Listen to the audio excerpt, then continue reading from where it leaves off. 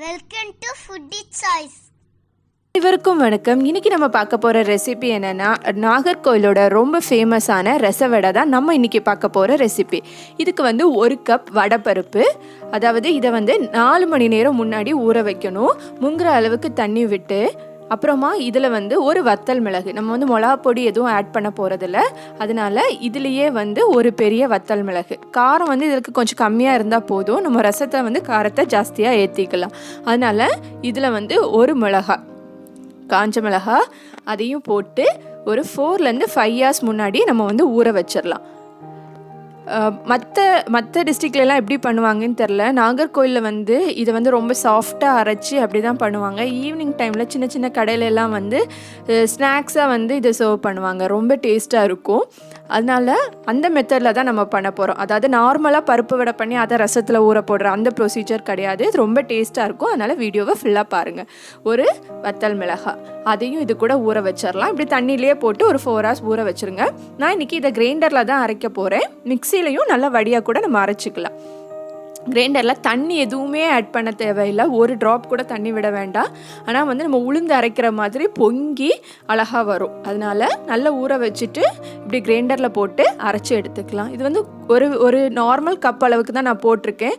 இது ஒரு 3 to 4 நிமிஷம் தான் ஆச்சு அரைகிறதுக்கு. பெரிய கிரைண்டர்னால நீங்கள் சின்ன கிரைண்டர்னால் அது அளவுக்கு டைம் எடுக்கும், பார்த்துக்கோங்க.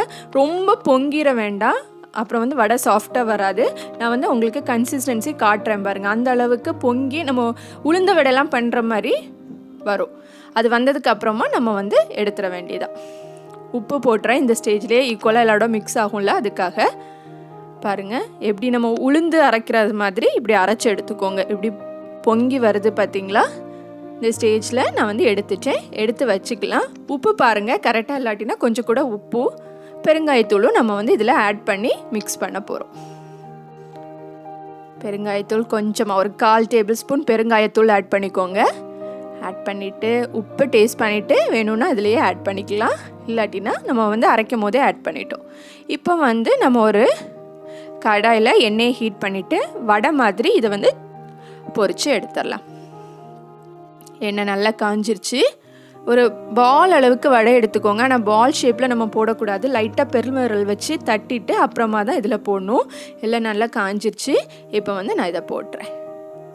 பால் மாதிரி எடுத்துக்கிட்டேன்னா அதை நல்லா ரொட்டேட் பண்ணிவிட்டு பெருவிரல் வச்சு லைட்டாக அப்படி தட்டிட்டு, ஃப்ளாட்டாக தான் இருக்கணும், அப்போ தான் வேகும், சைடெலாம் நல்ல பொறுபொறுப்பாகும்.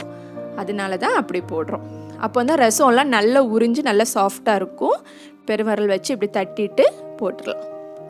உளுந்த வடை மாதிரியே தான், அதில் ஓட்டை போடுவோம், அதில் ஓட்டை போட மாட்டோம். பெருவிரல் வச்சு இப்படி தட்டிட்டு போட்டுருங்க. 4 to 5 போடுங்க. பெரிய சட்டியாக இருந்துச்சுன்னா, இது சின்ன கடாய் தான், அதனால் நான் இன்றைக்கி 3 போடுறேன். 3 போட்டு திருப்பி போட்டுருங்க. நல்ல 2 சைடும் நல்ல கிறிஸ்பி ஆகும். அப்புறமா பொரிஞ்சதுக்கப்புறமா நம்ம இதில் எண்ணெயிலேருந்து எடுத்துட வேண்டியதான். ஈக்குவலாக உள்ளெல்லாம் நல்லா வேகணும், அதனால் சிம்மில் வச்சுக்கோங்க. வெளியில் நல்ல கிறிஸ்பியாக நல்லாயிருக்கும். அவ்வளோதான், பொரிஞ்சிருச்சு. கலர் பார்த்திங்களா நல்லா சேஞ்ச் ஆகிருக்கு. இந்த ஸ்டேஜில் நம்ம எடுத்துடலாம். இது ஒரு 3 to 4 நிமிஷம் டைம் எடுக்கும் வேகிறதுக்கு.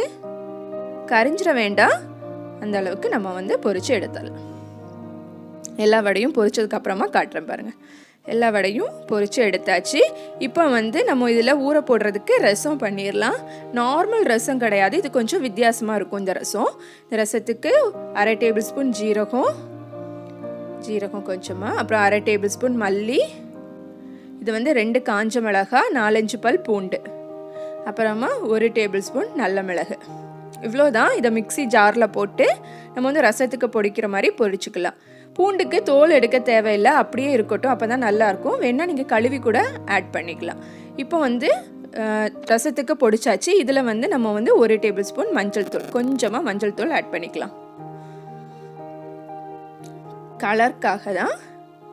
நம்ம ரசத்துலலாம் மஞ்சள் தூள் போடுவோம்ல, அதே மாதிரி இதுலேயும் கொஞ்சமாக மஞ்சள் தூள் ஆட் பண்ணதுக்கு அப்புறமா இது பார்த்திங்கன்னா இஞ்சும் பச்சை மிளகாவோ இந்த சைஸ்க்கு, 1 inch சைஸ்க்கு இஞ்சி எடுத்துக்கோங்க. அதை லைட்டாக இப்படி தள்ளிக்கலாம். தள்ளிட்டு பச்சை மிளகாவையும் அதே மாதிரி போட்டு தள்ளிக்கோங்க. மிக்சியில் அரைச்சா வந்து ரொம்ப அரைஞ்சிரும், அதோட டேஸ்ட் இருக்காது, ஃப்ளேவர் இருக்காது. அதனால் இப்படி நம்ம வந்து சதைச்சி போட்டோன்னா அந்த சாரும் நல்லா இறங்கும், நல்ல டேஸ்ட்டாக இருக்கும். இப்போ இதில் தான் நம்ம ரசம் பண்ண போகிறோம். ஒரு பாத்திரம் வச்சிடலாம். ஒரு கடாய் வச்சுட்டு அதில் 2 டேபிள் ஸ்பூன் எண்ணெய் விட்டுக்கோங்க. நார்மல் ரசம் பண்ணுற மாதிரி நம்ம ஃபஸ்ட்டு இதுக்கு தாளிச்சிடலாம். ஃபஸ்ட்டு ஒரு சின்ன 1/2 டேபிள் ஸ்பூன் கடுகு. மற்ற ரசத்துக்கும் இந்த ரசத்துக்கும் என்ன டிஃப்ரென்ஸ் பார்த்தீங்கன்னா, ரசமே நாம் நார்மலாக வந்து கொதிக்க விட மாட்டோம். இது வந்து 1/2 டேபிள் ஸ்பூன் வெந்தயம், 2 வந்து பொரிஞ்சதுக்கப்புறமா 2 காஞ்ச மிளகாவை கிள்ளி போட்டுக்கோங்க. அப்புறமா கருவேப்பிலை அதை லைட்டாக வறுத்துக்கலாம். வறுத்ததுக்கப்புறமா ஒரு கொத்து கருவேப்பிலை அதையும் போட்டுட்டு ஒரு மிக்ஸ் கொடுத்துருங்க.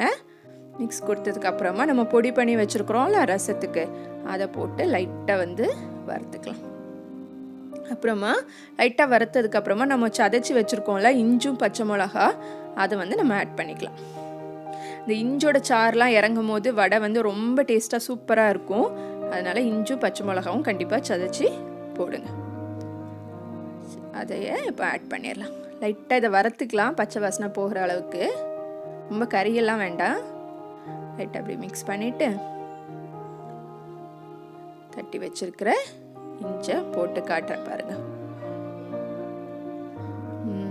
இஞ்சும் பச்சை மிளகாவையும் போட்டுட்டு நல்லா வந்து ஒரு மிக்ஸ் கொடுத்துருங்க.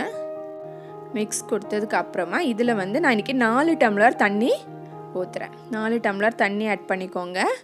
ஆட் பண்ணிவிட்டு மிக்ஸ் பண்ணிவிட்டு உப்பெல்லாம் போட்டுட்டு தேவையான அளவு உப்பும் போட்டுட்டு இதை வந்து நல்லா கொதிக்க விட்டுறலாம். கொதிச்சதுக்கப்புறமா தான் நம்ம வந்து இதில் வடையை ஆட் பண்ணணும். 4 கப் தண்ணி விட்டுட்டு இதில் இப்போ தேவையான அளவு உப்பு போடுறேன். உப்பும் பெருங்காயத்தூளும் இந்த ஸ்டேஜ்லேயே போட்டுக்கலாம். நான் வந்து ஃபஸ்ட்டு உப்பை மட்டும் ஆட் பண்ணியிருக்கிறேன். ஆட் பண்ணிவிட்டு நல்ல ஒரு மிக்ஸ் கொடுத்துட்டு இப்படி நல்லா கொதிக்க விடுங்க. இப்படி கொதிச்சிட்டு இருக்கும் போதே ஸ்டவ்வை வந்து சிம்மில் வச்சுட்டு நம்ம வந்து வடையை ஆட் பண்ணிடலாம். கொதிச்சுட்டு தான் இருக்குது, நான் இன்னும் ஸ்டவ்வை ஆஃப் பண்ணல. எல்லா வடையும் போட்டுட்டு மறுபடியும் கொதிக்க விட்டுட்டு லைட்டாக காயத்தூள் போட்டுக்கோங்க. ஒரு 1/4 டேபிள் ஸ்பூன் காயத்தூள். நல்லா கொதிக்கணும், அப்போ தான் வடை வந்து நல்லா சாஃப்டாக ரசம்லாம் ஊறி போய் இருக்கும். ஒரு 1 ஹவருக்கு அப்புறமா 1 ஹவர் வெயிட் பண்ணுங்கள். நல்லா ஆறி இருக்கும். அதே சமயம் நல்லா வந்து ரசம்லாம் ஊறி போய் இருக்கும். நம்ம சாஃப்டாக வந்து பருப்பு அரைச்சனால ரொம்ப டேஸ்ட்டாக இருக்கும். இப்படி பண்ணி பாருங்கள். ரச வடை பாருங்கள் நல்லா ஊறிச்சு. இப்போ வந்து நான் எடுத்து காட்டுறேன் பாருங்கள், அது எவ்வளோ சாஃப்டாக இருக்குன்னு. 1 ஹவர் பக்கத்தில் கண்டிப்பாக ஊற விடணும். அப்போ தான் வந்து அந்த ரசம்லாம் உள்ளே இறங்கி நல்லாயிருக்கும். அதே டைம் வந்து நம்ம வெளியில் வச்சுருக்க முடியாது, இதை ஃப்ரிட்ஜில் வைங்க. ஏன்னா நம்ம புளி சேர்க்காதனால ஈஸியாக கெட்டு போயிடும். அதனால் நம்ம வந்து ஃப்ரிட்ஜில் ஸ்டோர் பண்ணிட வேண்டியதான். தேவைக்கு எடுத்துட்டு பார்த்தீங்களா எவ்வளோ சாஃப்டாக இருக்குன்னு பாருங்கள். ரசம்லாம் நல்லா ஊறி இருக்குது, செம டேஸ்ட்டாக இருக்கும். Thanks for watching Foodie Choice.